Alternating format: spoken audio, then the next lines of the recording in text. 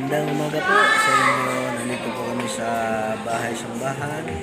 Kasama po si Brother Harry at si Mrs. Wander. Hindi pa nag-umpisa. Ayan po.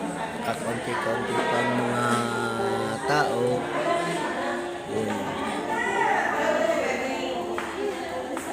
Konti pa lang sila. Konti pa lang kami. Maya-maya ang konti. Maya-maya ang konti ay umpisa na.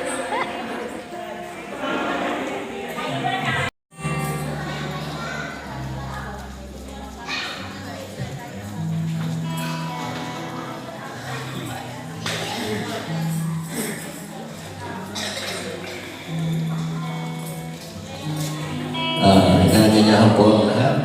Magsipasok po tayo at tayo po ay mag-umpisa na sa ating gawain ng panambahan sa Panginoon. Sa magandang umaga po sa bawat isa. At tayo po ay mag-umpisa sa ating gawain at inanyayahan po yung ating song leader na kapagpaawit para po sa ating pambungad na awitin o welcome song.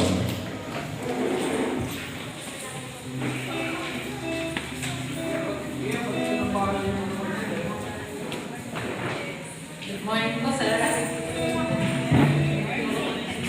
Salamat po sa pagtugal sa malamig na umaga.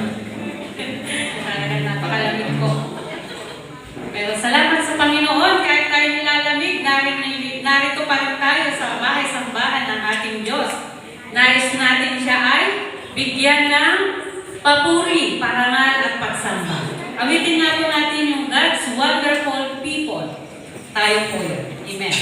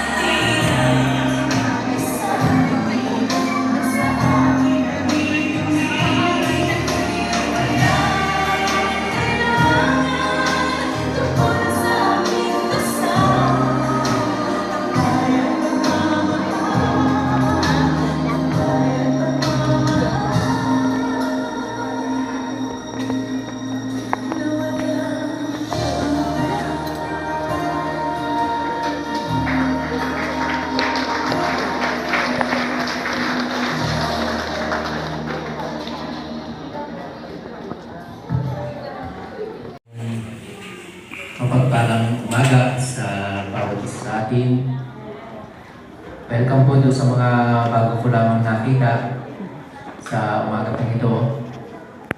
Sa mga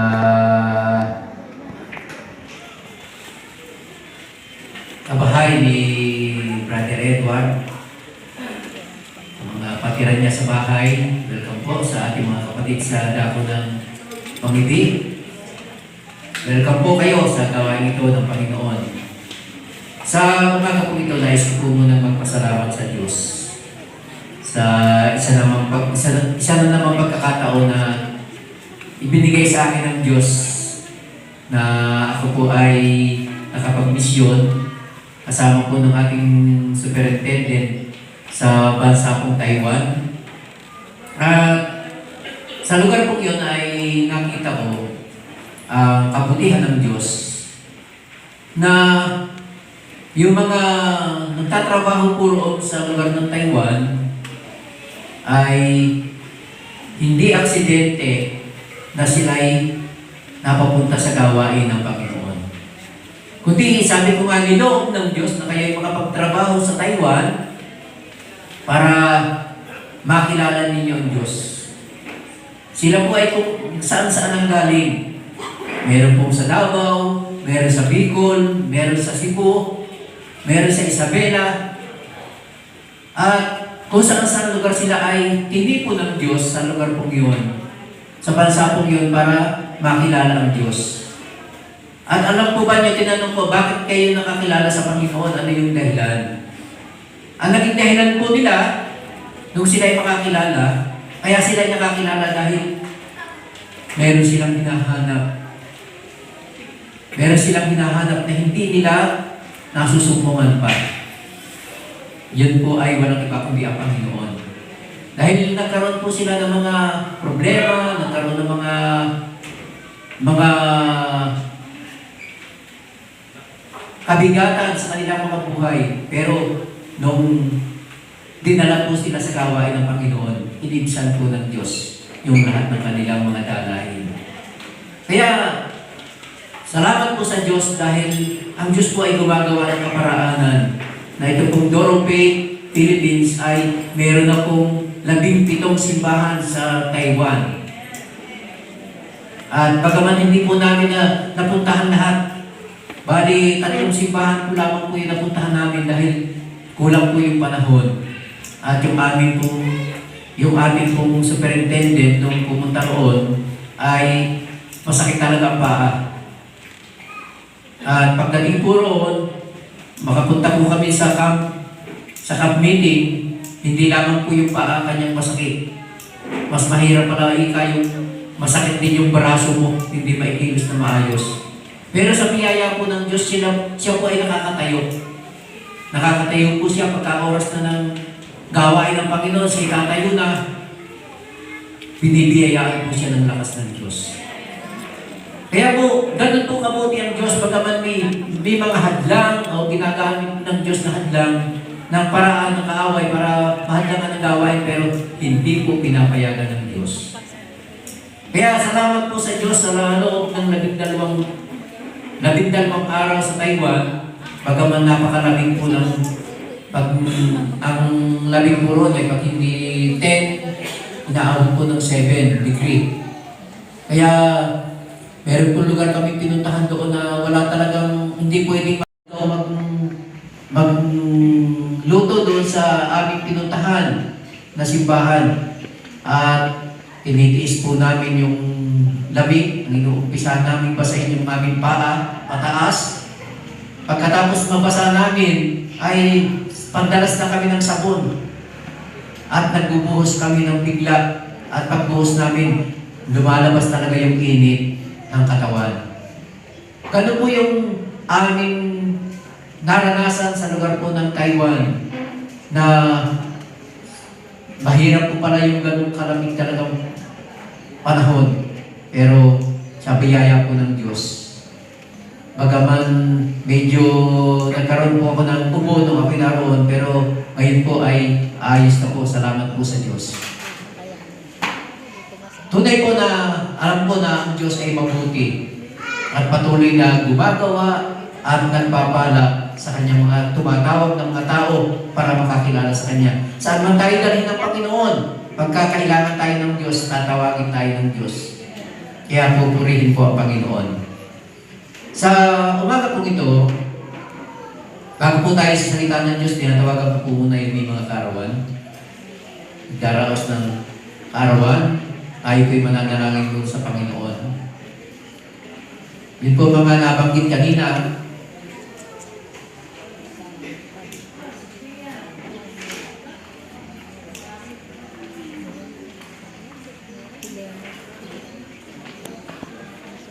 Hallelujah.